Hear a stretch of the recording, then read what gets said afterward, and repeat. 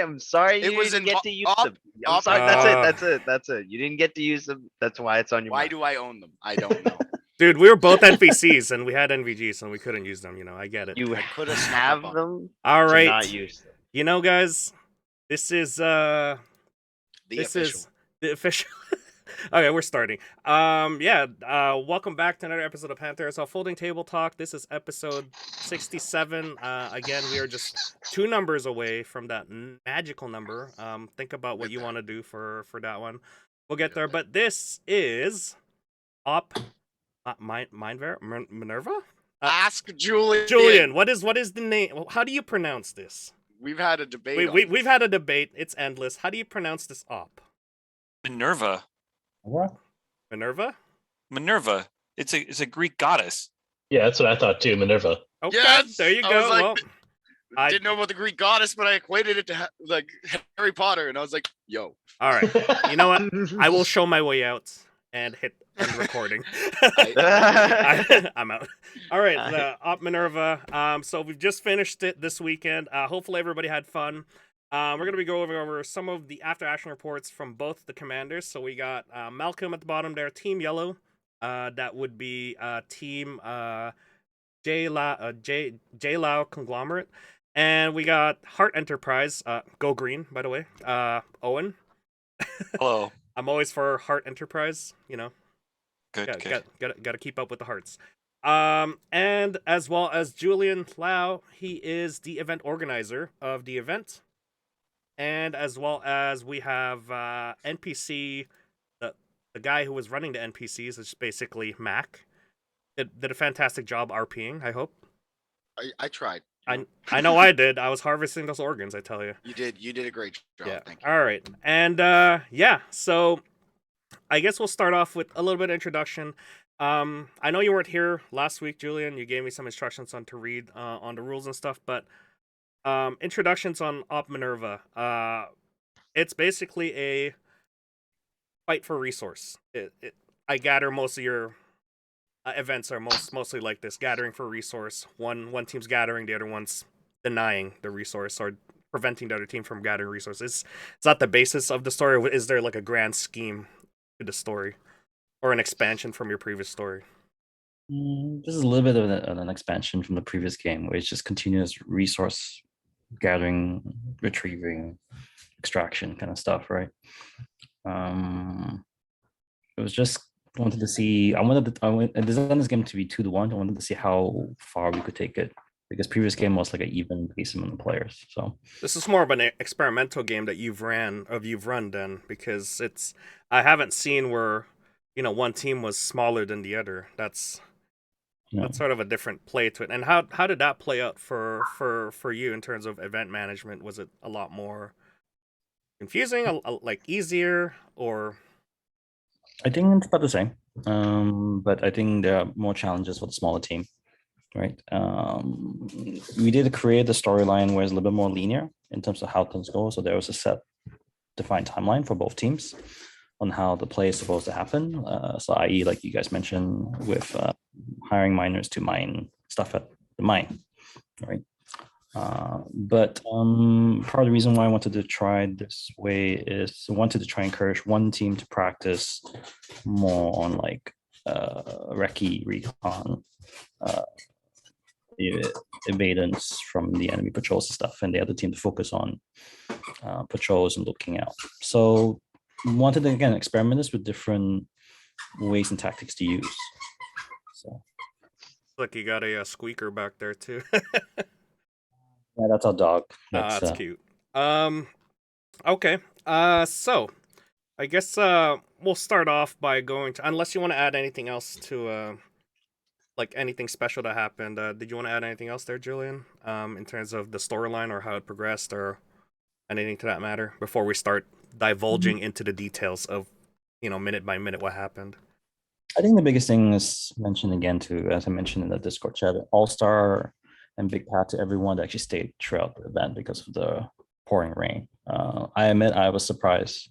A lot of people stayed because everyone probably didn't expect the rain pour to continue. Neither did I. So tops to them, to everyone that stayed for most of the event. That's good. That's good.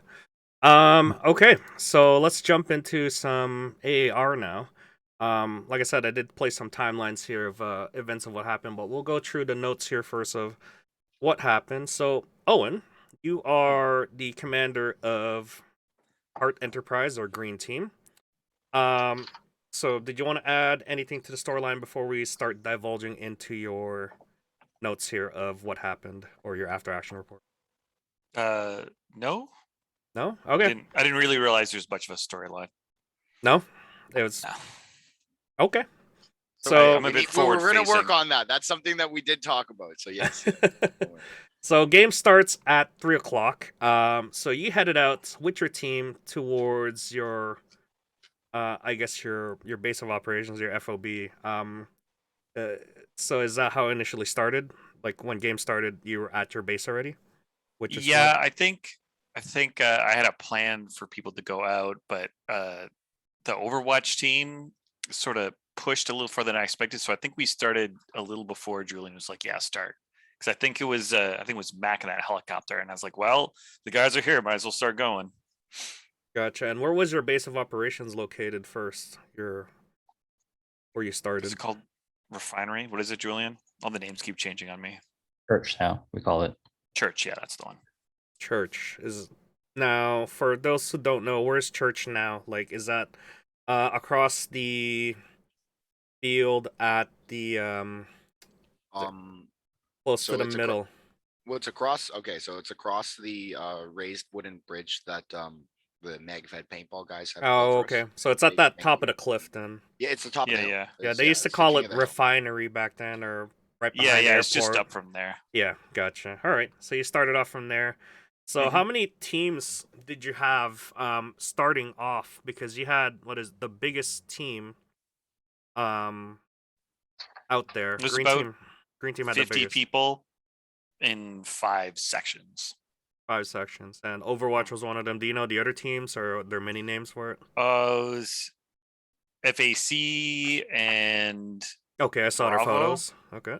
And then I think there was an amalgamation of other team, and then oh geez, and Then then you had one squadron of the Danger, reservists. Yeah, and then you had Alpha and Bravo. Alpha was just a random assortment of people, and I think Bravo might have been a group of friends plus a couple more. I'm not sure. I thought Bravo was your assortment. No, Alpha was, because Alpha whoever was? Bravo Okay. was really keen on being Bravo. Gotcha. Okay. Don't ask me why. And did you have the usual rotation? I know you were trying to make sure that everybody gets a role, but did you have a usual rotation of, send one out patrol, one to defend the church area? Did you have that sort of like rotation, or did you just send everybody out, or how did it work? A little bit. I was generally trying to keep one section back at the HQ, and then it was sort of like pushing objectives or patrolling around the airsoft side. Okay. And what was your first objective to do that was given to you? Was it secure the mining town basically and find the construction workers? But then I quickly realized it was rescue people and then eventually hire them for the next part. Rescue people. Yeah, because Mac was in the helicopter like right at the beginning. Yep. And then he's like, "Oh, I've got buddies at the mining town, those 3 cabin structures." Then we had to go get them. So it evolved a little bit as sort of we went on from what my initial understanding was. So was that reports from your squad leaders that was sending it back to you by radio, or was that you physically going there and checking out the intel itself? That was me just sort of being there before everyone else, really. Okay. So Well, you right you, in the beginning of the you- game, yeah, exactly. you like to Owen lead was from the saying. front Didn't then. know it was like, oh, we're starting.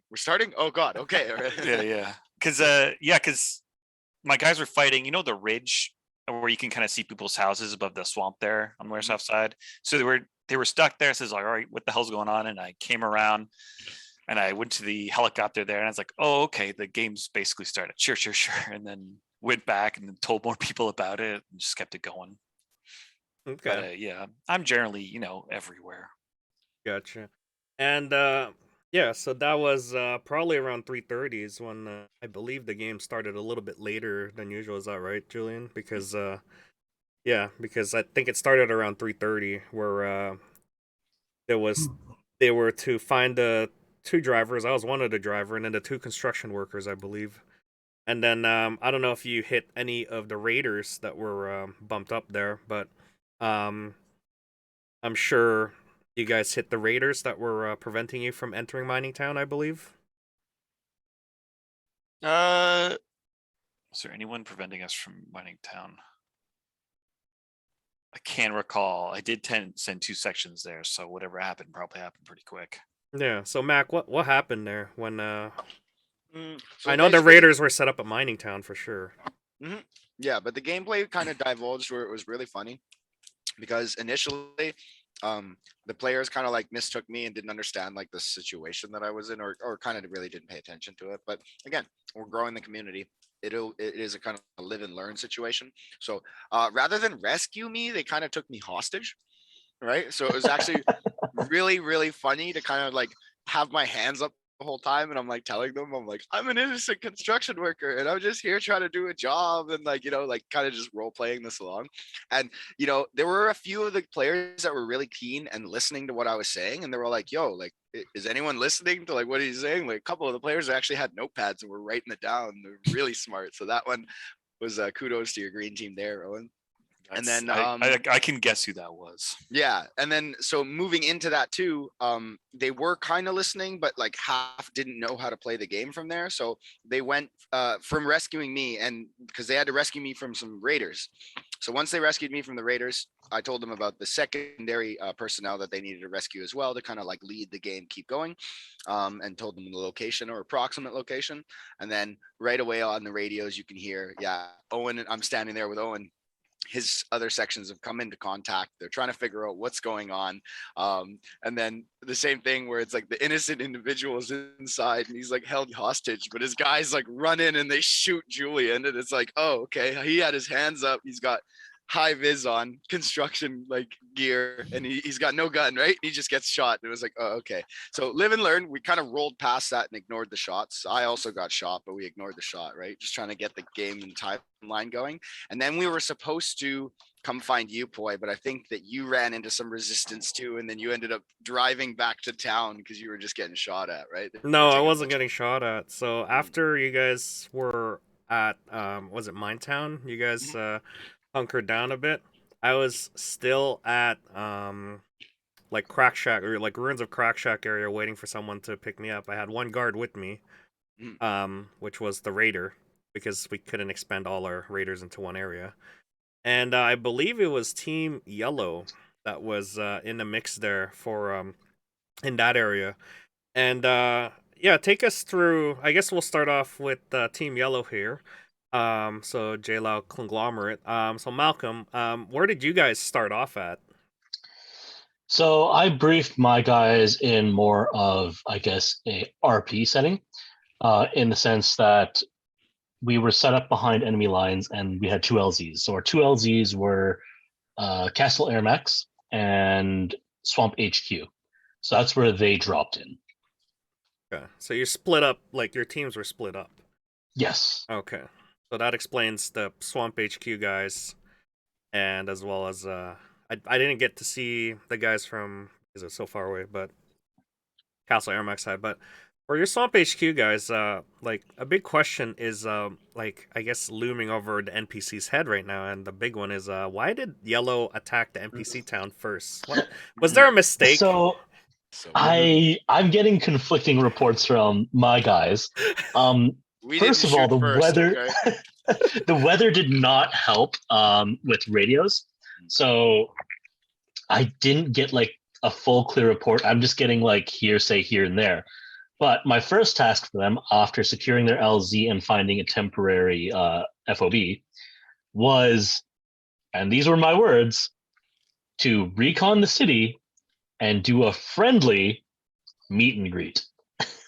That wasn't very friendly, I can tell you that. I could kind of take it from there, okay? Because what ended up happening was I was just minding my own business. We were cooking our dogs, just checking our organ harvesting business going on and everything. And then suddenly I'm out there in the courtyard of town, and I just see 3 or 4 yellow guys sneaking around in the back, and I'm like, wait, what's going on? I'm like, hey guys, how's it going? I'm the local doctor. And one kid doesn't even say anything to me. He just looks at me dead in the face, AK up right at me. And I'm like, are you kidding me? Well, guards, guards. And then that's when shots started going off. And then that's when I saw one of my guys go all the way around, turn around, and come back with a big smile on his face and telling me that he shot 8 guys in the back. That's a huge payoff for you guys. I have a feeling I know what happens. Well, first of all, they all need to go under diplomatic training. 100%. Agreed. But that squad that we ended up naming Bravo Squad had a couple of experienced players, but it also had fairly new players. And like you said, we're building up the community. So I don't think they understand that RP aspect, especially the young ones, which is fine, live and learn. And part of us as an organizer is, I think we have to do a better job kind of setting the expectations, breaking the storyline, and having people understand that there will be interactions with NPCs and to kind of lean into the acting part of it a little bit. Yeah. All right. So at that point, Yellow has a bunch of captives or not captives, but we like NPCs have a bunch of captives in town. Yep. And the game still progresses. So I was still out at Crack Shack, just minding my own business, with my one guard waiting for someone to rescue me. I was hoping it was Green Team. And I was just walking around, minding my own business, and then I believe a group in Green Team. I forgot which color it is now, but either way, they knew me. I didn't know them as much because I had masks on, but I was walking around telling them I was a driver. I'm waiting for my construction guys. My construction guys are stuck over the other side. There's a guard that's this guy is bothering me with his gun, and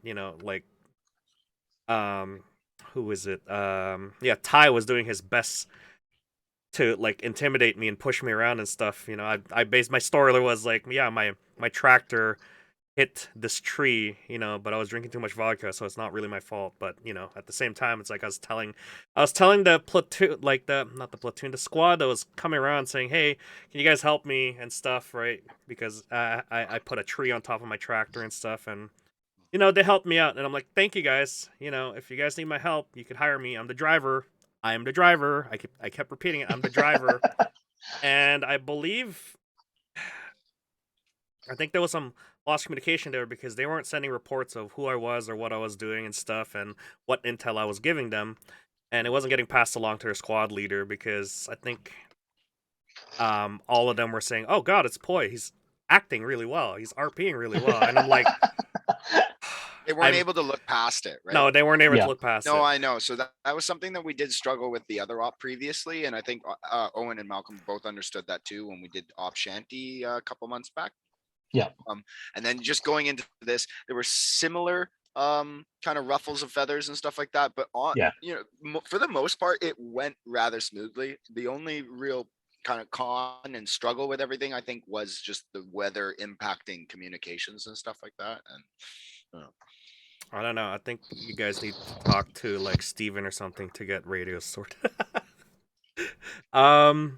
Okay, so that was my deal with it. So I'm like, okay, I've just been going around in circles here for a couple of minutes. So I went back to town.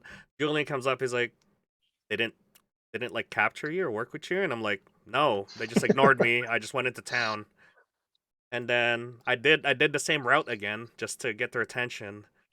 And then I think I hit a bunch of yellow team this time and said the same thing. I'm the driver. I'm just driving around, And they didn't do much with the intel, so I just headed back, and then that's when I saw that there was a bunch of folks from Yellow Team that are stuck in base, and that's where I sat most of the time because the next event was basically after that is once Green returned, I guess Mac and as well as Julian Riot to the town, that's when things started moving again in terms of setting up the power lines. I believe that was the next task. So how did that go for green team. So what happened after you guys secured mining town and then headed back to the NPC town to drop off Mac and Tack?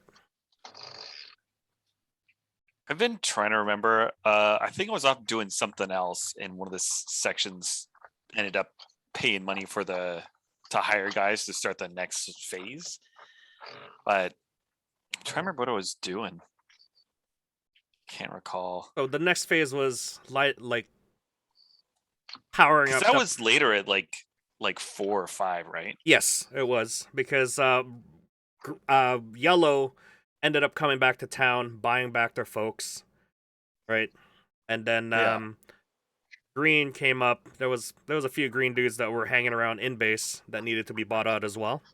And then that's when the next phase started, which is basically the construction of the power lines, which was later on in the day. It was already dark. It was like at 6 o'clock or something.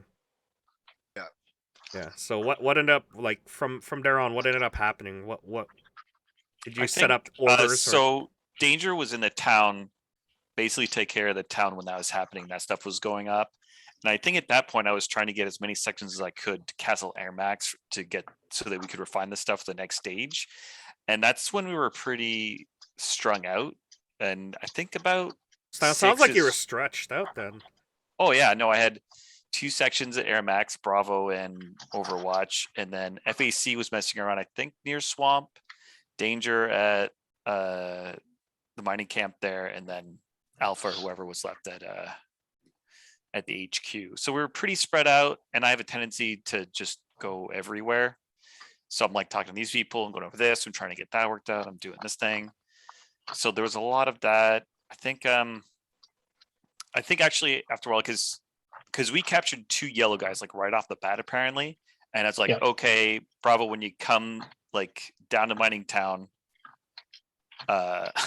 bring those 2 guys and we'll return them, right? So they can go back to like playing the game and stuff. Apparently, the section leader there thought we should keep one for leverage, and I didn't realize it till like an hour later. So this guy had been sitting for like the first hour and a half of the game, and it's like I showed up there. I was like, "What? You're still here?" I was like, "Why do we still have a guy here?" And they're like, "Oh no, we kept them." I was like, "Okay, just come with me." And I just kind of like brought him to mining town. And it's like, admin, here we go. Just go be free. Just get out of here. Poor guy. Yeah, and then what was the other story I was gonna say? I've lost the other one. But yeah, I was just sort of running around getting things done pretty much. Actually, I want to skip the beat track here and ask about the game change there at the very beginning because when I was at the game briefing in regards to medic rules. Now it says on the not the medic rules, the revives and respawns. When I was reading because when me and Mac read through the rules to inform people, what the rules are, it says that, there was the revive system, 5-minute bleed out time, and then afterwards walk to your spawn, right? That changed at the very beginning of the game. Was that due to the fact that we wanted to change up the dynamic of the respawn so that it would be more meticulous in a way so that, like, the commanders would have to buy their men back? Or was there another reasoning for it? I guess that goes to Julian first. Well, no respawn to begin with for the game design. The part is that if you guys get shot and you didn't get a medic, you're stuck there, period. And the only way you can get back is that you needed your buddy to wounded assist carry to your base. But that doesn't mean you're healed still. You're not healed, you're still inactive. And then that's where the commander would need to call in for a doctor to come and fully revive the person. Okay. That rule, a mechanic applied to both teams. So even with Malcolm's team, and he had lower numbers. The dynamic mechanic here is that, okay, now that you got the green team kind of swarming the area, he lost some of his guys. Okay, how can he get his guys to the Darknet City, right? And 2 mechanics you play as. One, he goes to city guns blazing by killing all the green players if there, and then quickly get the doctor in. Or B, make an agreement with the broker and ask him to have the doctor travel to Malcolm's location wherever he picks, and maybe on the escort or something like that. Oh, okay. Well, were both commanders aware of this, or is this something that was like last minute? Because most of the time you guys just bought out your men at the NPC town. I know Malcolm, yes. I hope Owen was. No, I didn't. Like my guys just kept coming back, and I was like, all right. Like responding at you, or I don't know what exactly they were responding. Like I expected to have to give out more of those, the flagging tape for like the medic bands, but I think they just kept reusing them or something. I'm not sure.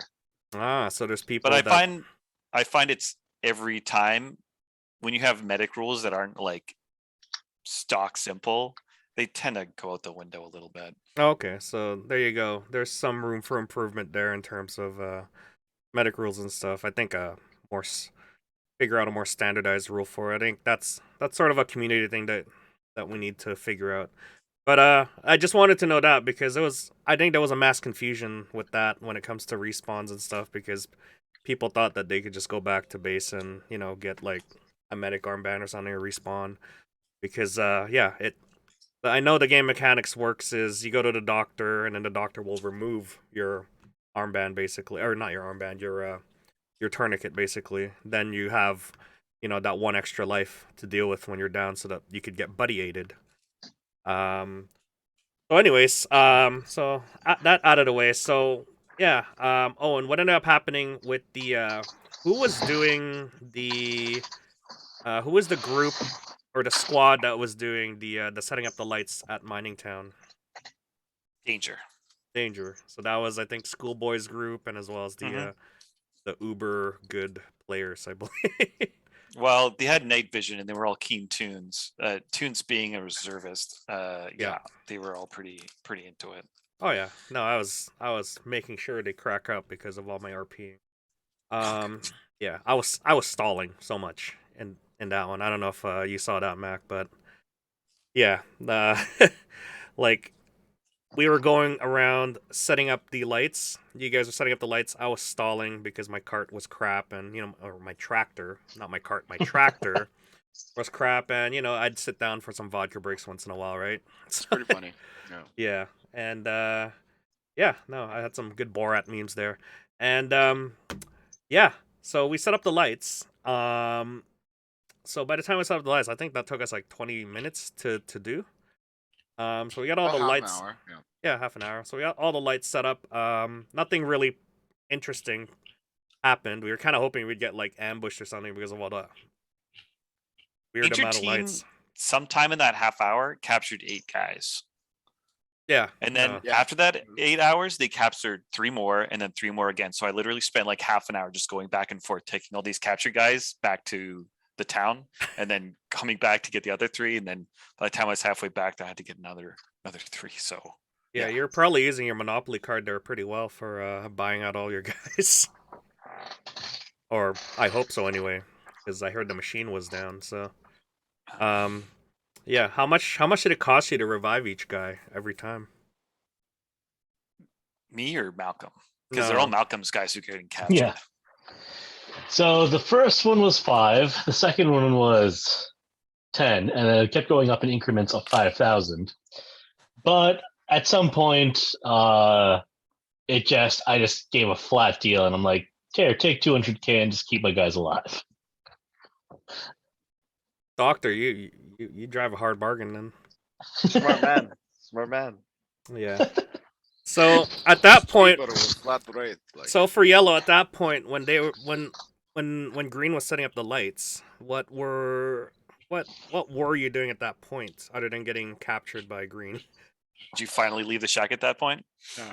I was walking around a little bit, but primarily, anyways, I tasked Yellow Team with recon initially, just to recon and to try to find people of interest. As soon as I found out diplomatic skills were lacking, for a better term, and I had to buy my guys out several times, once Owen's team was a bit more established, I told them to run hit and runs. So just take 1-2 guys out, fall back into the woods and hide, and then just keep doing that. So that was their main objective in terms of the whole game. Once again, skill set and a little bit of the field played into how well they were able to carry out those orders. And then the reason why we had the medic rules as they were was to kind of dictate that high stakes where like I don't want you pitching and standing in a fight. Like you should just be taking one guy out even, or you don't even have to take a guy out, just have to cause a little bit of chaos and slow them down and then get out of there for the next half hour. But I think some of these guys were itching for a little bit more of a fight than they should have. Yeah. Yeah, because your role is just to ambush and Yes. find intel where they're going. I mean, you could basically find intel from the villagers anyways in the NPC because they're hiring us. Like Yeah. you just, a little bit of money and be like, oh yeah, no, they're doing this. Oh yeah, they're doing that. That's Exactly. what they're doing. Yeah, a little bit of diplomatic skills would have helped and you could have taken advantage of that and provide a guerrilla tactic for hit and runs for when we were setting up the lights or something like that, right? Because that was clearly visible as the lights grew. And the guys with the nods are probably like, lights, ugh. Yeah, gross. pretty much. Yeah. Half the fun of a night op is to walk around in the dark. Yeah. But I like the additions of the lights though, Julian, because that really adds an element of like, oh yeah, nods people are not going to be there. Because, they avoid the light, right? Those lights are amazing, by the way, because they're pretty cool. So after we returned to town, me, Julian, and Mac returned to town. Then we were waiting to get hired for the mining operation, I believe, at that point. And that's when the plan just got thrown out the window at that point. So, Owen, what happened at that point after we left mining town and then proceeded back to base? We were waiting to get hired. What happened there? So we were stretched out. I think that's when FAC left. Just Yeah, they left early. That. Yep. The And then attrition rate started to go up. Yeah.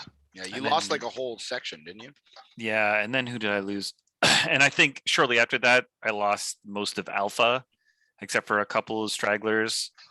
And so then I was running around with like 30 guys trying to like control refinery and control the mining village. And I kind of gave up on controlling the HQ. And and then,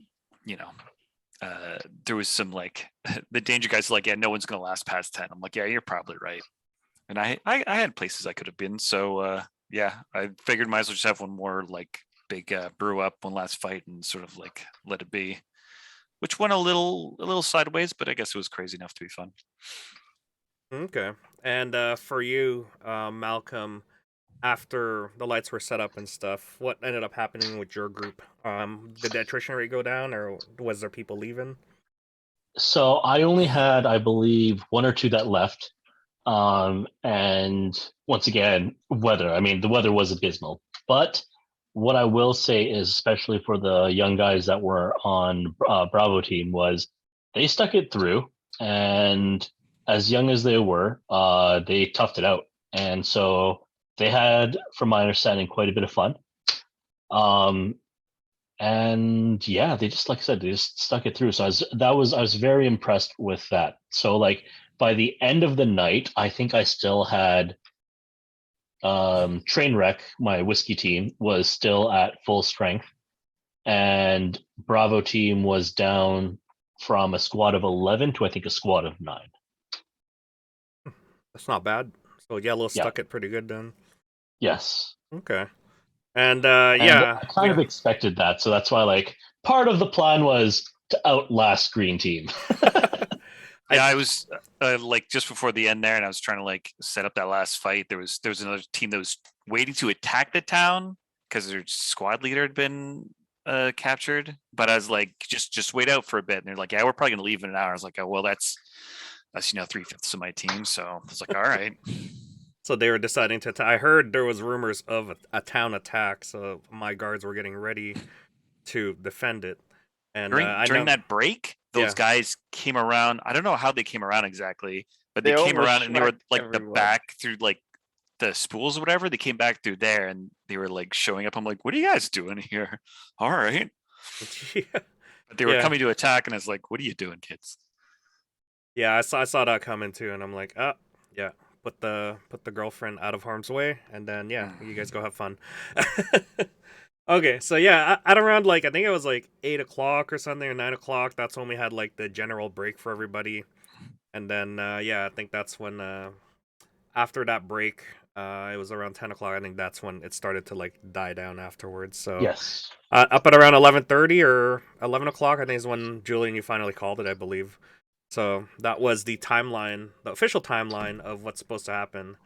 Now the unofficial or the altered timeline, but the official timeline was that that's the story progression now is they were supposed to hire after setting up the lights, going to mining town to set up the lights. We would then, hire Mac and Riot to set up a mining to hire miners to mine in the mine.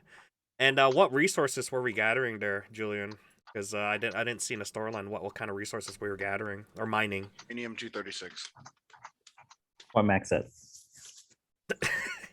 I see. 236. I see. So using your bare hands to mine it. No, we had special crafted tools, okay? And you look pretty naked. High-tech equipment. I was a construction worker for all you know. Okay, I didn't even put my mining costume on. You don't even know. Nope. So yeah. So once that was mined, then they would then send that towards I guess the miners would then hire a driver to take that over to the refinery. Yeah, well, because we needed to mine the raw materials, and Yep. then the miners would tell them that you can't be like, obviously, like this is like highly radioactive, but you Yeah. can't use this. And then It's not afterwards, weaponized. once the uranium 233 reaches to the refinery, then they realize that they have to hire a scientist. Yeah. And the scientist is in town, so you got to go back, hire a scientist to refine the material, the raw material, and now you have a stockpile of refined materials, which you will then sell. Is it sell? Or which will then green team to sell 5 refined materials to agree for power supply to the base. Is that correct, Julian? So you're using these refined material to then power the base. Yep. Okay. Mm. Then after that, you The basically WMDs. Gotcha. And then after that, you refine some more, escort the scientists back to the base, protect the refined materials, and then you're gonna have to extract with the materials plus the scientist. At some point, yeah. Yeah. Okay. Well, it So- leaves room to another extension of another next sim on that Yeah. storyline. So this is like I'm sure both commanders knew what the timeline was, or is this like the first time you're seeing it or something? No, we kept the timeline pretty well, I thought, up until Yeah, we Yeah. you did. basically It changed was the all game yeah. at like 7 or whatever it was. Yeah. Well, The basically, momentum we was had good to. until the one Yeah, team left, me I and think. Owen kind of met at the town, and kind of had to pull an audible because we saw the attrition rate, and I had a feeling, and you can chip in, Owen, but I think one of the squads that got tasked to go into the town, that was one of your teams that kind of fell apart, and so that's why I think you got stalled out on that. A little bit. They sort of showed up and they got stalled somehow. Like I Yeah. think I showed up at one point and him and the leader of the Raiders were like arguing about something. I was like, all right. And there's like, well, we'll just pull back and like deal with this. And then we were sort of strung out so far from at that point that we couldn't really it was very difficult to like keep the traction, the momentum going because everyone was so spread out, and we were like the next objective was like do like 3 trips with that cart across the South Bridge, which in that like I walked across it with like a flashlight and a radio. I was okay with it. Oh yeah. I was the one pulling the cart. All right. Wow. It didn't look like it was going to be fun. No, nope. And honestly, I was worried about some of those young kids being like, "Oh, I'm going to go Rambo by myself and getting lost." So I just kept saying to people like, "Don't go alone." Yeah. Which I was alone like half the night walking around. But But you're also an adult. You're adult, so yes, I'm very adult. So okay, so now that we've gotten the timeline out of the way, did you guys want to add anything else to your after action reports for your groups? Any recommendation, cheers, or shout outs to people or squads or leaders even? You want to go first, Owen? Yeah, go ahead. Sure, I got two. So I got one for yellow team. So when I was trying to first get guys into Air Max, I was Overwatch and Bravo team. I sort of showed up there the second time after they'd sort of been there for a little bit, and apparently they'd been shooting at each other for the last while. I heard and about it's that. it's like okay, sure, whatever. But then when I was taking all those yellow guys like back from being captured to the city, one of the guys was telling me that two of them had started shooting at them in Air Max, so then they started shooting at each other. So it's like, all right, that's pretty good. That's pretty A good. round robin, all right. Yeah. And actually, I'm a little impressed for this milsim at the radio communication. There was a lot of it, and the radios were working pretty well. So I was kind of impressed with that. Like command it radios went pretty or well. personal? Yeah, radio? the milsim radios, Julian's radios. Okay. So that went better than expected, which was pretty nice. And everyone like was doing their thing. It was raining, and it wasn't too much of a problem, but it was good. Okay. And for yellow? For yellow, I mean, for me, it was props to the whole team for, even though getting like Bravo team for even getting captured once, still having, the mental fortitude to continue playing and not taking it to heart and just keep on trucking. For Trainwreck, to be able to work independently, because part of how I wanted my teams to run was part of storyline was, once again, they got inserted behind enemy lines. So technically there wouldn't be a command HQ. So I gave them pretty much field operational command. I just tasked them, hey, do this, but I'm not going to micromanage how you do it. And basically I would say they did well, especially Whiskey team, Trainwreck. They pretty much handled themselves independently and didn't have to worry about them too much. Bravo team did have some new squad leads and new players, and so I expected to have to help them a bit more, but once again, they still did a pretty good job. Okay. A lot of newbies, a lot of experienced people. Yes, and like you said, it's kind of just building up the community and trying to put people that want to learn these roles in these kind of leadership positions. But we do have to, as a event organizer, find a way to bring these leadership skills up as a community, because especially like with the pandemic and COVID, we're probably going to be one of the more consistent events that we will try to continue holding, and we would like to build up the community for them to go to things like Omega Ops and do their bigger operations and whatnot in milsims. But obviously it's more fun when everyone has a higher skill ceiling and skill set. And so just slowly building that up and kind of setting expectations. Gotcha. Was there, I know there was, I'm seeing comments here about armbands for green and yellow look the same under white lights. Was there a sort of like a passcode, passphrase set up at the very beginning of the event for both teams? Or was that like, kind of like you guys develop your own thing, or was there none at all? Because I There was didn't. none at all.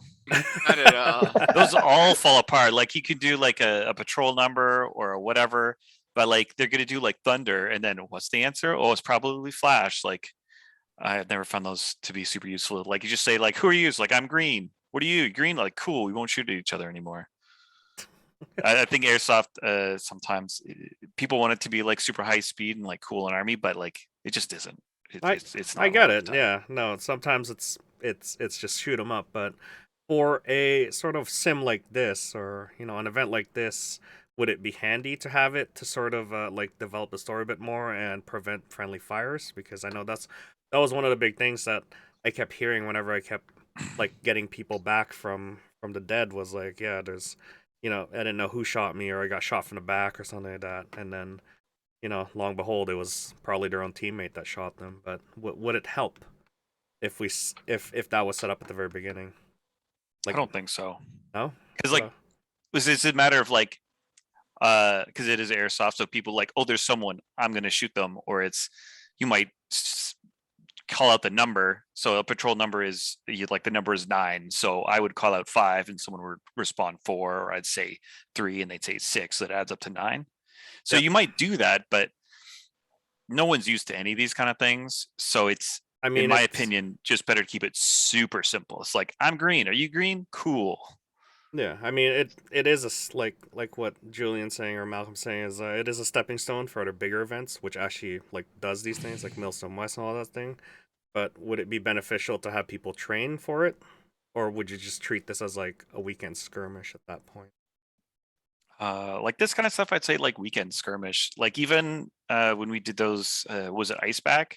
Like we tried to do some of that stuff, and it all fell apart pretty quick. I feel like unless you've got pre-organized and like people listening, because that's another problem with mil sims is like, especially when you bring in like all the people who just normally drop in, and it's like, okay, we're doing this mil sim, we're going to do this cool army stuff. It's like people don't know about it or they're not used to it, so it's really hard to translate into the game properly, because that's why like all the medic rules kind of go out the window, I find, in a lot of these sims. Like even like Iceback or whatever, the bigger ones, like it wasn't huge. It's not like Milsim West, but yeah, I think it's a workup for a lot of people, or like just paying attention to it kind of thing. Okay. So well, even Milsim West keeps it pretty. They always say KIS, right? Keep it simple. Yeah. Yeah, keep it simple, stupid. Yeah. For the event organizers, I guess, is this something that is always an uphill battle when it comes to simplicity versus like immersion and complexity, or is this always going to be a thing? I think for a local market, this is always going to be an uphill battle. It's because you have a varied audiences and skill sets and mentality and perspective, right? So we'll take Muslim West. Okay, I don't want to say majority. I can't say because I haven't been to one, but I understand at least half the people that go to Muslim West already have a good mindset. They already kind of know what they're getting into. Yeah. So this changing the community mindset on how your event is run should help, because it sounds like that's just what it needs in terms of pushing it. But that's why you have to run these step by step events. Yeah. Run it, like Malcolm said, introductions to different concepts, perspective. Even like Owen saying, on medic rules, you want to keep it simple, keep it really simple, right? Like you can make layers and complexity to make the game more interesting, but the problem is that not everyone's familiar with it, and it takes a while to familiarize with it. So to have that expectation, we're going to have this medic rule here. You have to do this, you have to do that. Majority will just go out the window, right? Okay. It takes time to build that. Now, if you have a focus group that plays every Saturday, Sunday, and all you do is play 4 hours scenarios straight, then everyone knows how to play it. Everyone has got to practice it. They understand the lingo, they understand like the structure, and then they know what's expected of them and how to play the game, right?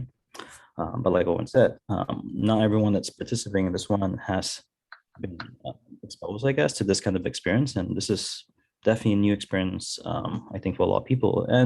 But I like to mention at the beginning of this, props to everyone that did stick it out, because at least on the OnePlus, a lot of people did at least come through, wearing proper or close to proper cold weather gear to kind of last the rain. As long as they did. Yeah. Yes.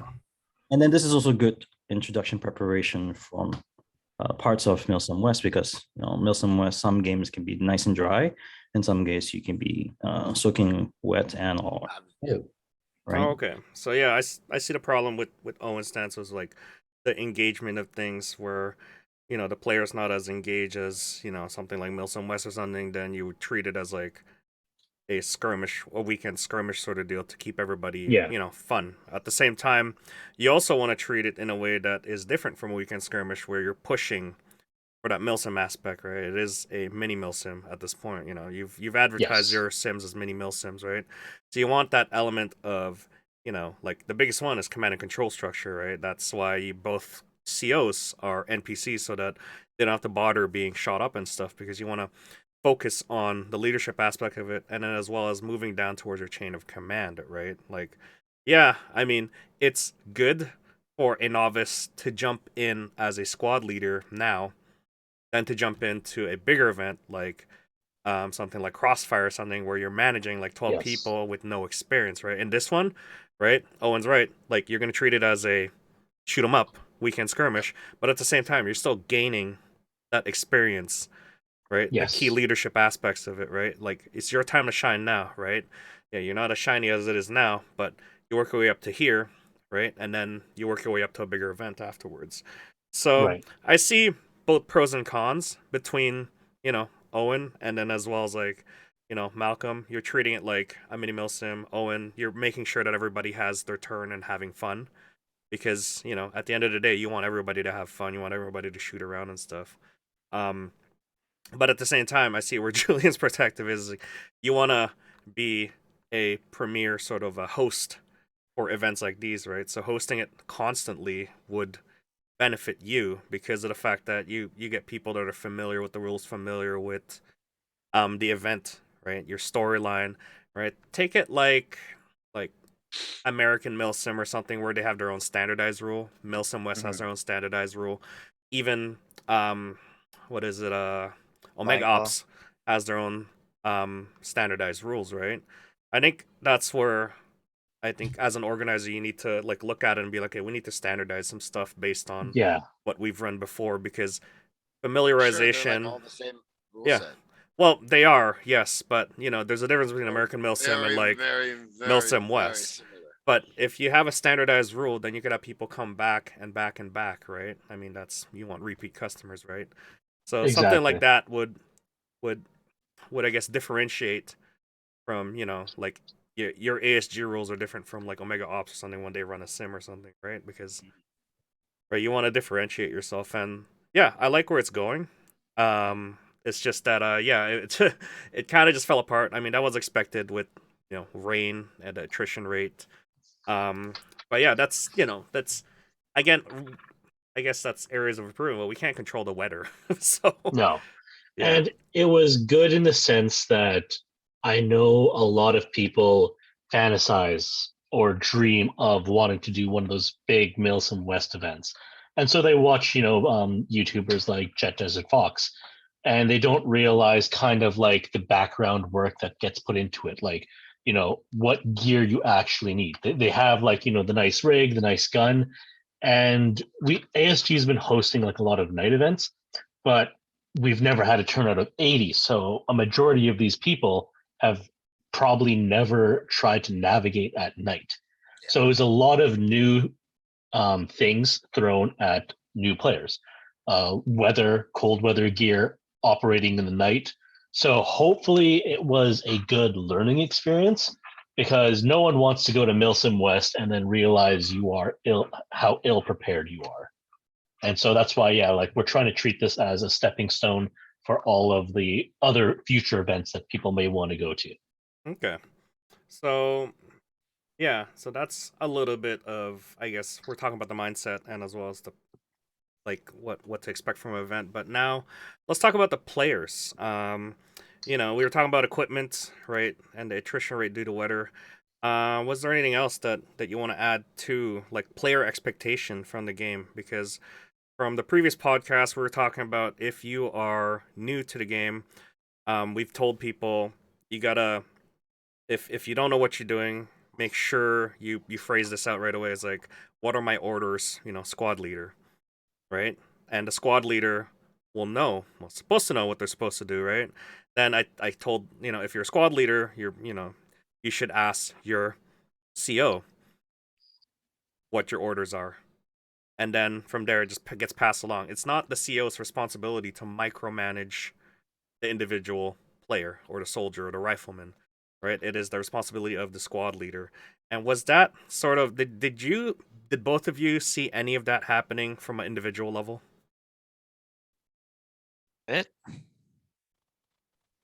Owen? Well, like we've said, team was full of reservists, so they were doing that. They were kind of stepping on each other's toes a little bit. No, we're leaving them out because they know what they're doing. Well, okay. Sure. Exactly. They were the ones that shot me, okay, right off the bat. So so bad PID right there, reservists. No, I nothing against them individually, but No, they're all great. yeah, as a veteran and like Reg Force, I just it's like, I don't know if I call it rivalry, but like, yeah, it's like reservists. Yeah, okay, sure, why not? But no, those guys were good. They were doing good. They did good work. I just like to bust their balls mostly, but like their squads are doing pretty all right. I think Overwatch did pretty good.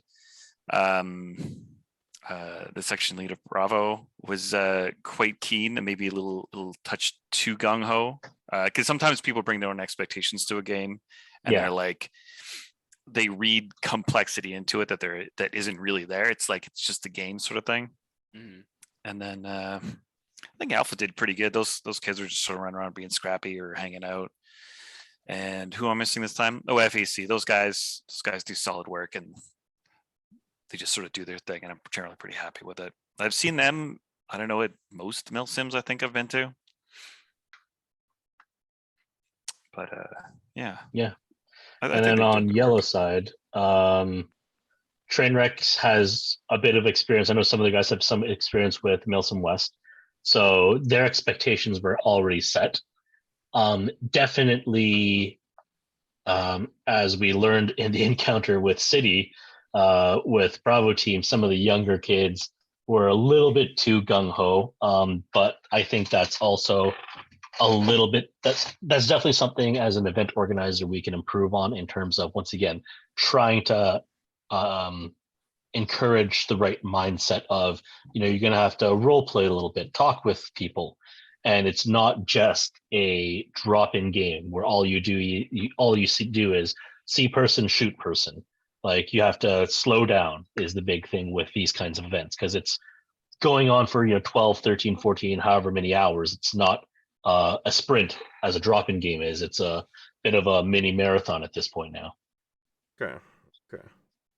All right. So I think that is a good point. And like Malcolm was saying earlier about like kids watching these videos, one kid mentioned how he thought it'd be more like Milsim West. I'm like, okay, bud.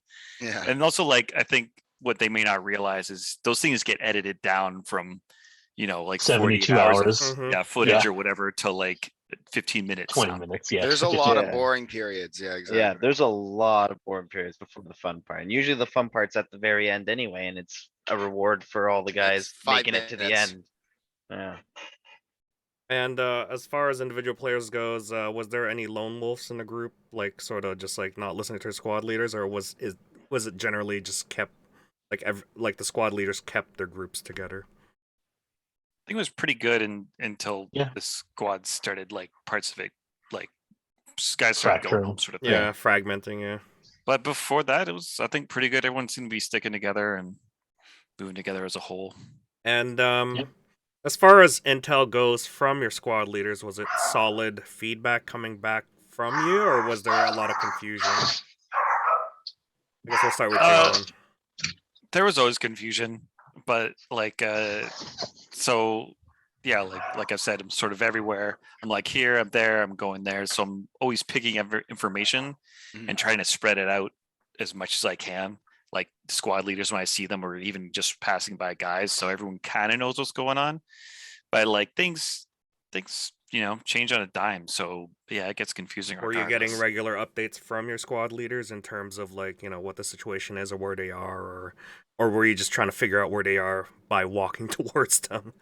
I generally knew where they were. Like I said, the radio comms were surprisingly good for like an Airsoft Milsim.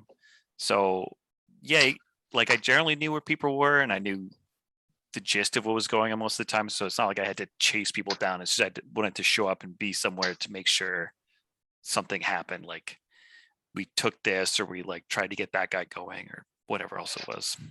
Okay. And for Yellow Team, individual wise, were there any lone wolves or anything like that? No. Teams understood that they had to stay tight, especially because of the respawn rule, which was kind of what we were emphasizing. Don't lone wolf, because no one's probably going to find you for a long time. And they worked pretty well, I'd say. So I didn't have any issues with lone wolves. For me, radio with Whiskey Team on Airsoft side was spotty at sometimes, but we were basically at other ends of the field.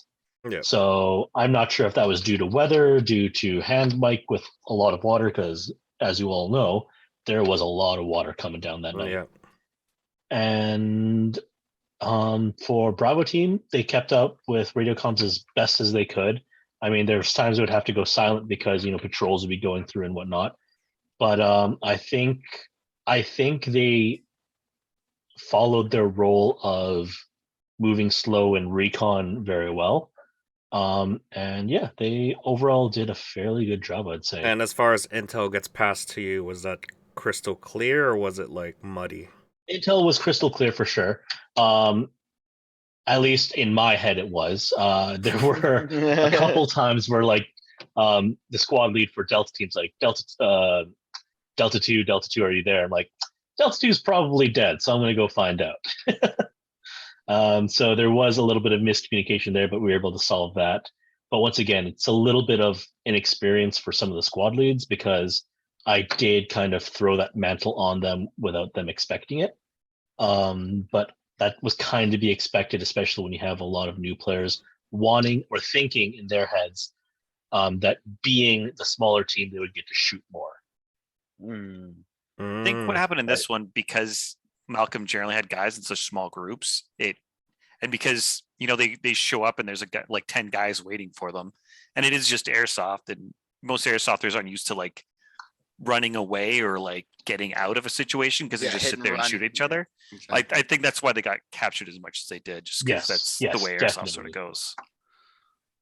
Yeah, so the guerrilla tactics definitely weren't there, but again, this is always just a work in progress. So I mean, yeah, you know, and exactly like just emphasizing on what you both have said, like the relatively in the depth of the player base that we had there were some really experienced players, there were some really inexperienced players on both ends of it and stuff like that, young and old, because even though some players might have been playing skirmish for years, maybe you've never played like a scenario based game or something like that. So that's where it's not a lot of point aim shoot, it's a lot more of creating a dialogue or finding out what's going on, and exactly intel gathering, recon, hit and run. It's not always about shooting. So yeah, that was my next segue to that, is like utilizing the NPC to progress the story. Like certain point, PID was a failure for I got shot as well a few times because no one PID'd me, right? Even in daylight, like they could still see me. They just get trigger happy. But I had some, like for Mac and Julian that was out there, and as well as like for TAC, he was providing intel here and there for like how many people out there, or for me it's like I'm the driver, right? I could give you more info and stuff, I could give you discounts and stuff like that. As far as that goes, I think that's an area of improvement for players, is like interacting. It's not just shoot 'em up, it's basically winning hearts and minds, and as well as like gathering intel, right? Because just because we don't shoot doesn't mean we're useful, right? Or we're useless, right? So in a way, right, I think that's a big area of improvement as well for there, because no one was like I said, no one was paying attention to intel or writing stuff down or relaying it to their squad leader. That would have been progress the story a little bit more. But yeah, that's like a very typical like ASG sort of scenario, is like intel gathering, utilizing the NPCs, and as well as like it's a resource fight, right? It's not just shoot 'em up, because at the end of the day, there is a set goal that we were doing here, which is basically like fighting for resource, and that was the point of the story, was to fight for resource. And the two COs came in there saying, hey, we're gonna be for you, Malcolm, it's gonna be, hey, we're gonna be make sure we're disrupting them, and then for Owen, it's gonna be, hey, we're gonna be making sure we try and get all these resources. We got to do this and this at a certain point in time, or not a certain point in time, but like more of like a progress, right? I'll be honest, I don't feel like there was so much of a problem. Like guys were doing what I sort of needed them to do. Obviously I would have done faster, but I'm just impatient.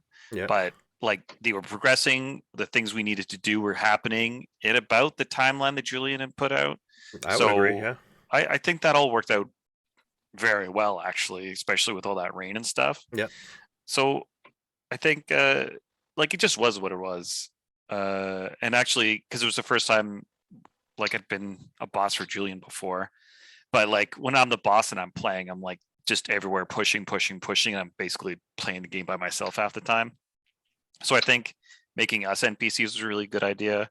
And I think maybe next time even doing like squad leads, maybe not like NPCs, but like very curated.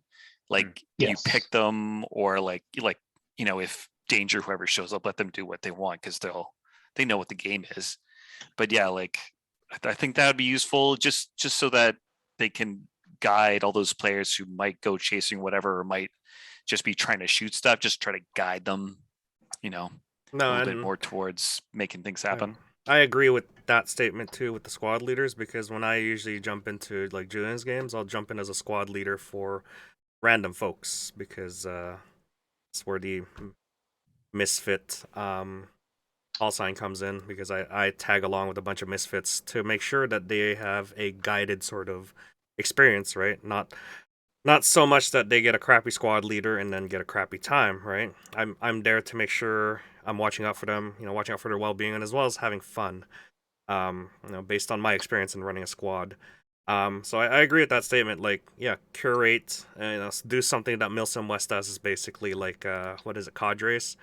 Not military background, but someone who has experience in these roles should jump up. But at the same time, I agree with the statement of this is like a mini milsim to improve your skills when you're inexperienced. Yes. And that's always a hard line to balance. I agree with that. That is a good sort of area improvement and feedback. Is there anything else you want to add to that? Because for future events, it would be nice to see that, because I know there's a lot of frustrated players in regards to like leadership and stuff. Like when it comes to like the individual level person, right? They might have problems with certain leaders and stuff because they were put in with a ragtag group. But that tends to happen because sometimes just plans don't go as planned, and that's when people don't have fun. I think most of our leaders are pretty good. I think it was mostly just expectation, just sort of, I don't know, like, I don't know that there's a good solution for it, because people are going to watch their YouTube or do whatever else and come in with their expectations. So they're going to come in thinking it's COD or Arma or whatever else they're playing, and they'll have expectations. And I think it just takes time to sort of adjust those to like what a milsim generally actually is. Yeah. Especially at our levels. I mean, you've both essentially hit it on the head. Is trying to introduce a mentorship system to produce eventually some good squad leads, but then setting expectations. Because even for myself, like when I did Crossfire years ago, and Owen was part of my squad at this time and I was squad leading, part of it was we literally sat at a crossroad for, I think, 3-4 hours. I was trying to get us relief, but we had to hold the crossroads. Yeah. Remember that? You sat at a crossroad. Yeah, I sort of was everywhere. Yeah, you were reconning for me. I tried to put your energy to good use. But yeah, like Owen was saying, like setting that expectations, and hopefully, the more events we run of these, and the more repeat customers, so to speak, that we have, expectations will eventually come in line to what is actually involved in a mini milsim and therefore a milsim. And hopefully by that time, you have squad leads that are experienced, know what they're doing, know how to make fun for their squad. Because, like I said, there'll be times where literally you sit at a crossroad for 4 hours. But, TACMAC, you guys have done Milsim West. It's as long, at least for me, as long as you come out with a good story or two, I think you've had a fun experience. It's the experience and that counts. So, exactly, it's the experience, right? It's the people that you meet, it's the people that you do it with. And like for us, like I said, we sat at a crossroad for 4 hours, but at the end of the 2.5 days that we were at Crossfire, we had dozens of stories, and that kind of just fell back the wayside. But it's kind of, you got to put the footwork into that. And like I said, you have to, the more we do this, the more expectations will kind of meet what we're trying to give them. And hopefully eventually the community comes in line to, what we're trying to offer. Oh, and you did have a line you were sold out for this event. Yes.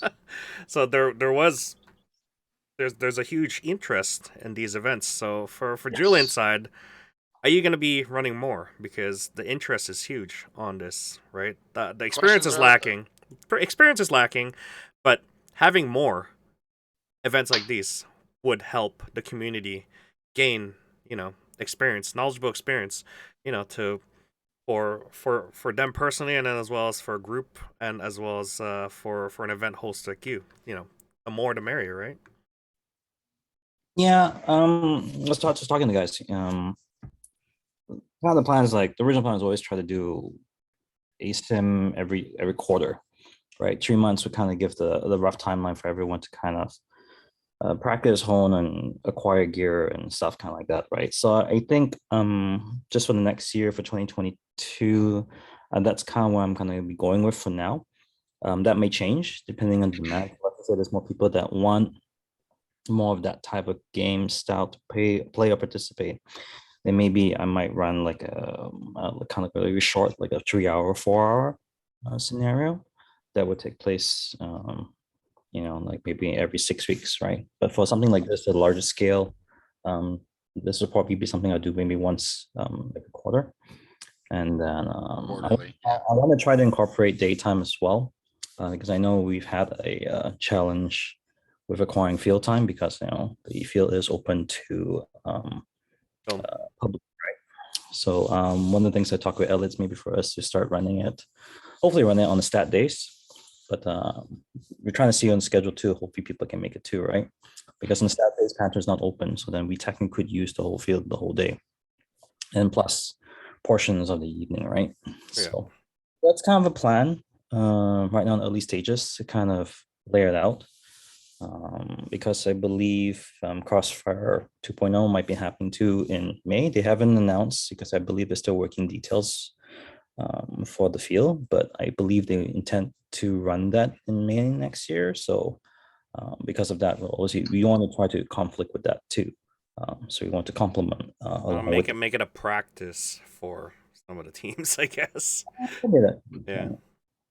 So that's kind of where I'm at, thinking of where we can move forward and try to introduce more of this, giving guys more times and experiences to practice the craft in years of being a Milsim player, right? Okay. And hopefully this was a very useful sort of segment for you, because it gives you a lot of feedback into the minds of both commanders, and as well as our feedbacks as well.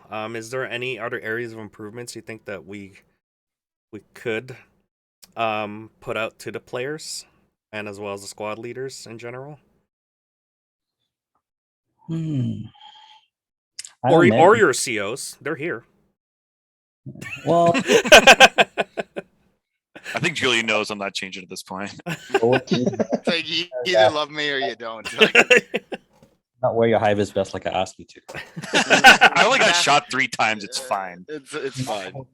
You know how many times I got shot, Owen? 0. You hit it a shack the whole night. Ooh, shots fired.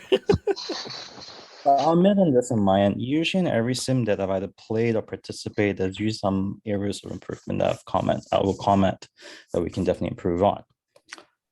I will admit this sim, I have nothing to add for improvement, because I think everything from an operation scale to the resource scale to logistics to manpower went smooth with minimal hiccup. Even on some of the chats and conversations, yeah, maybe not everyone participated in the game. Sorry, not everyone that's participating knows the full story, but then that's also part of the game, because you have commanders that pass it down to squad leads, and squad leads to pass it down to the applicable need-to-know basis, to the guys. So we need some guys who hear and guys who are just following it versus questioning it, right? So that's good.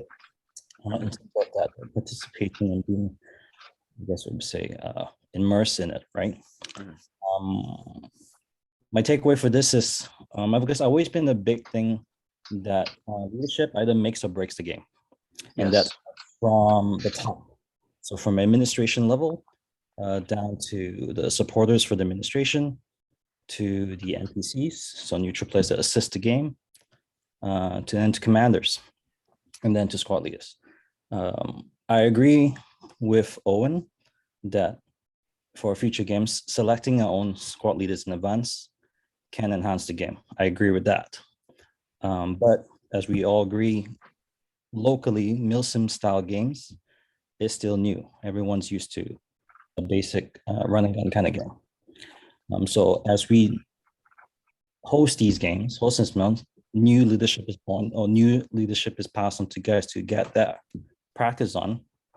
Then you can start creating your, I guess, your crew of guys that you know and play with that can be or really good at being a squad leading, and then obviously going to the next level as commander. So key point on this one. So with Malcolm and with Owen, they got voluntold. Thank you. Guilted into it more or less. Yeah. But I know Owen and Malcolm come from a very strong leadership background, and on top they're my teammates, and I play with them for a long time. So I have a full trust in them, knowing that if something goes wrong on either side with players under them, they will help me mitigate. Because again, myself and the wife, we're only 2 people for 80, 90 people. We can't be everywhere. So having the support team, with Owen and Malcolm and on the NPCs helps us to make sure that everyone has fun. Because at the end of the day, I don't want anyone to take away from this game and not have fun. That's not the point. The whole point is fun. So games can be fun in 2 ways. Either the game makes it fun for you as the player, or you as the player make the fun for itself. And more often than not in Sims I've seen is usually the players make the game for themselves. Nothing wrong with that because you create new storylines. But to me, then it shows that the sim has some cracks that happen within the game design, and now the players are kind of forced to kind of figure out either they get frustrated and leave the field, or they just make their own fun, right? So, like I said in the beginning, I'm really impressed with how this event went, with all of you guys participating and making and immersing the game, helping to control or mitigate any issues that we come across. And then, and for example, I know there was a couple, like the beginning on one of the teams that had a little bump in the beginning game. So then me getting together with Malcolm, the NPCs, and Owen to kind of how we can change it so that everyone still has fun. So I think I'm impressed with everyone participating. Everyone's in the same goal. We want everyone to have fun, have a good time, and obviously experiencing different levels or the gameplay styles that can be introduced and enjoy it more, right? Because for some people I know, they've seen milsims can also be quite intimidating, right? Especially if you're going as a solo person and you don't know where you're going to, and you go and play it, and then you don't have fun, you just end up. So we don't want that. We want obviously everyone to be participating, collaborating together, enjoying it together, right? So that would be, I think my takeaway is that props to everyone. Keep up the good work. Everyone's doing great work and helping and supporting each other. Even as this conversation we're having, everyone here supporting each other, right? So it's great to see the camaraderie that we have even on this level. And it just makes it passing on to the next person. Because at the end of the day, if we keep encouraging and everyone's on the same boat to make the game great for us, and it's like in the saying that I use, some people use this, taking Airsoft to a new level, because we always want to improve ourselves and something or grow along the way, right? So. Okay, well, that is some great takeaways there and areas of improvements of those feedback. Awesome. I think that is it from me. I will pass it along to either Mac or Tack to ask any other questions here in terms of anything that we just talked about. Do you guys have anything to add? Well, I guess for me, obviously everyone needs to come into these kinds of situations with a flexible mindset, right? If you always come in with a really rigid plan, no matter what, it's like doomed to fail, right? Weather's always a factor that you have to think about, especially with the area that we live in, right? We're not California. You can't be like sunshine all the time.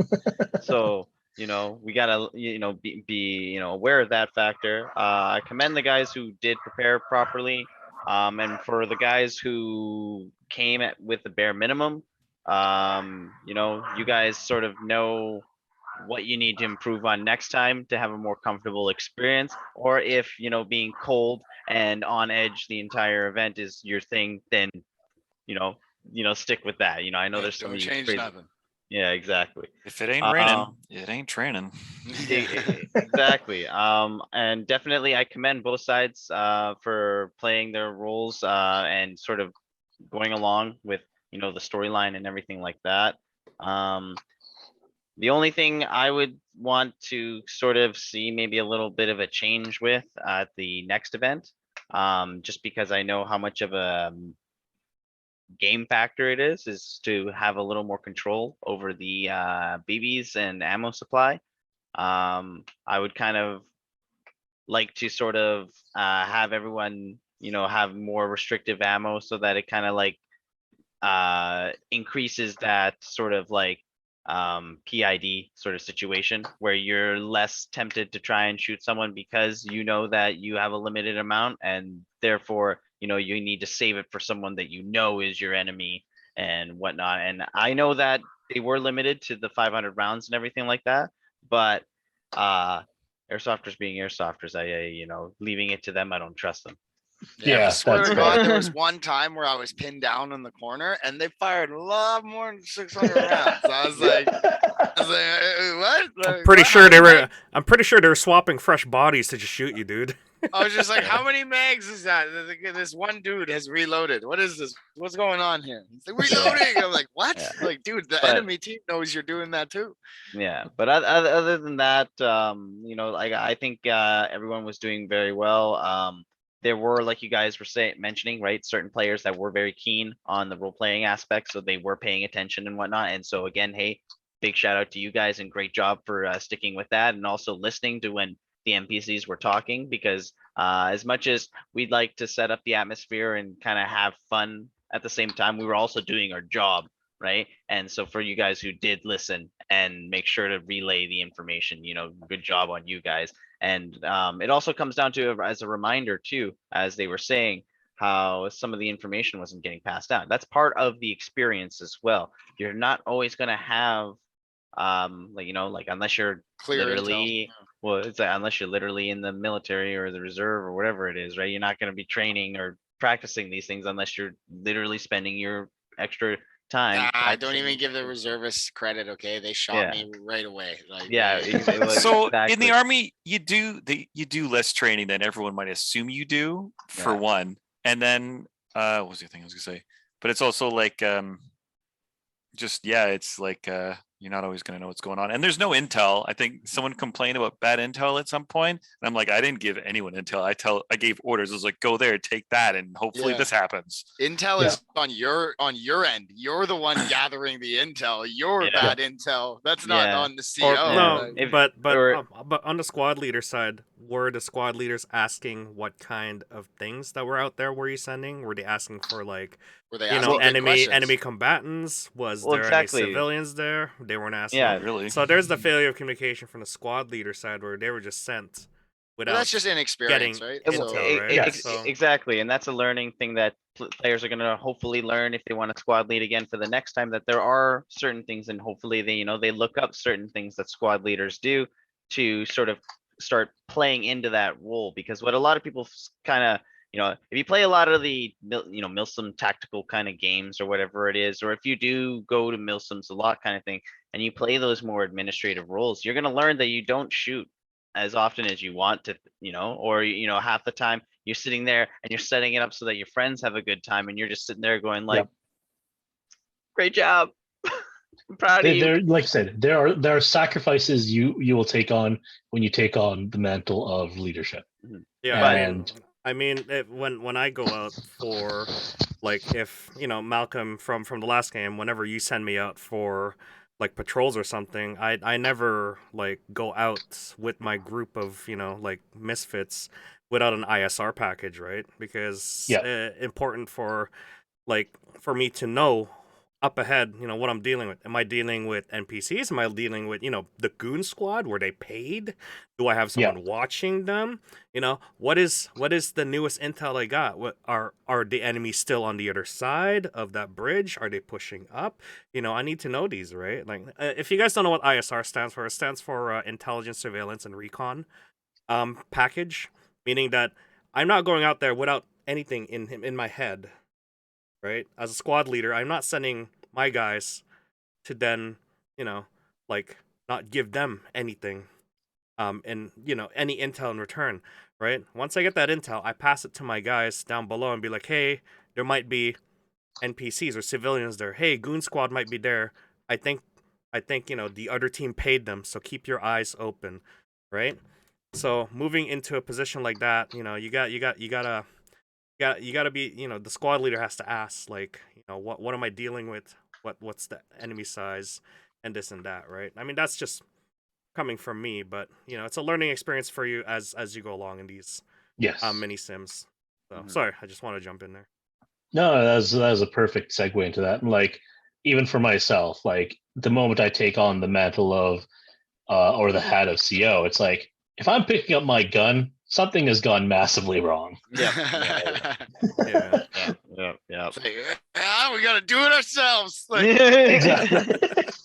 Right. So just realizing, like, sure, you want the title of CO, but just make sure that you understand what responsibility comes with that. Like, you're not going to be running out in the front lines with a gun. Cough, cough. Owen. Sometimes. I knew that was gonna happen.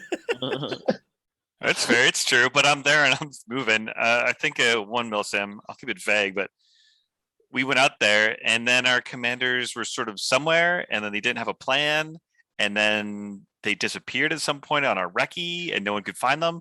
And then we just because it was like us and a couple other teams we knew, and we just basically ran the game ourselves. Julian ran the game at that point, pretty much. Made our own game, Exactly, like you guys were saying, like having the squad leads, see command structure make or break the game, and having a competent squad lead, in our case, platoon commander, we were able to make our own fun. Okay. All right. Mac, do you have anything else to add? Or was it Tack that was? Well, so other than that, I mean, I know I definitely have a lot more interest in some of the NPC elements. So for this one, we wanted to try and keep it small. That's something that Julie and I discussed, just so we could kind of like help facilitate and run the game and just kind of micromanage the elements. We're gonna look at and try and do things in a bigger sense and stuff in the future and stuff. So I know a lot of people were asking about how do they get involved in that. So stay tuned for that. We'll definitely have either, we'll either organize like a ticket option for that or some kind of, storyline element to that. So we could be like a third faction in the game or something. Because again, the role play element, I think is a really good dynamic element where it can change the game really easily, because again, no matter how much we build the storyline, one single player's interaction of pointing the gun at the doctor there, right, Malcolm, can completely change the dynamic of the game. Because so just in this op, for anyone who wasn't a part of it, yellow team was hostile towards the town for a majority of the night, until the end, where we were able to strike a deal and strike a bargain and kind of work bygones enemy of my enemy kind of sort of thing. And we went on for one big final push, and we were able to kind of salvage the night and have a fun time at the end of it. So not for a couple executions though. Well, there were some prices that needed to be paid, but those were. I will say it was good service. It came with shipping and handling. It did come with shipping and handling, and hot fires and food. So that was a big morale booster too. So it was really good for us as players, as well as just admins with Julian and stuff, to be able to keep the players going. Because like Owen said, kind of like halfway through the night when he lost the steam, it was like, okay, it's just a battle of attrition now, and whoever stays, and whoever's leaving is just slowly filing out. So Awesome. Yeah, no, it's my first time running as an NPC, so it was an interesting aspect. I usually just roleplay as like the squad leader or or as the rifleman for events. So first time running as an NPC is actually quite fun. But I think for next time around, I might jump into, because I was coming from vacation and I didn't have time to register and, set up my gear and stuff. So I think next time around, I might jump in as a squad leader, of course, for Green Team or whoever Heart Enterprise is, because always a Heart Enterprise. And yeah, I don't mind leading a squad. I prefer leading a squad because it's more fun for me than it is sitting down at base, not enjoying the shit. So I prefer being out there with the guys and and leading them. Yeah. Other than that, I think that is it for this segment of this podcast. I don't have anything else to add. If you guys want to jump in and add anything else that we might be missing, I'll give you guys. Well, all I gotta say is that for everyone watching and anything like that, and you guys were not part of the live discussion that we have in our Discord community, hey, don't forget to check out that link that's in our description, or check out the QR code that we have around at the field if you want to be part of the Discord live. If not, and you guys are just watching this on YouTube or listening to this on Spotify, don't forget to leave a comment. Give us a like and follow. And we love you And guys. if you did attend DSim, make sure you add your comments below on the YouTube link. Sorry, on the YouTube channel, or as well as on our Discord. You guys can discuss what happened out there. I want to hear stories. I want to hear stories. I want to hear your stories. We've heard from the commanders now. We've heard from Julian. We've heard from the NPC team, and as well as us. Let's hear your story of what happened. If you're watching a bridge for 3 hours, let's hear it, because I want to hear every movement, every movement of that bush. I want to hear about an epic firefight, because I know that there were. I wanna know if you guys shot a guy with nods on, because that's like the ultimate kill. I heard there was an exchange, a 5-to-1 exchange. Yeah. Sounds about right. Yeah, they took out 2 nod guys, but it cost them 10 guys. Yeah, well, they had to get him, right? They had to get him. That was the ultimate flex. They can flex with their nods, but you could flex with your body count. Yeah, exactly. Exactly. Nothing else to add. I got nothing else to add. No, that pretty much. No, I think that's everything, guys. So with that's been episode 67 with your hosts Poi, Mac, your boy Tack, our guest Julian, Owen, and Malcolm. Thank you guys so much for spending your time with us, and we'll see you guys on the next one. All right. Thank you, and goodbye, guys. Bye-bye. For having us. Bye. Bye.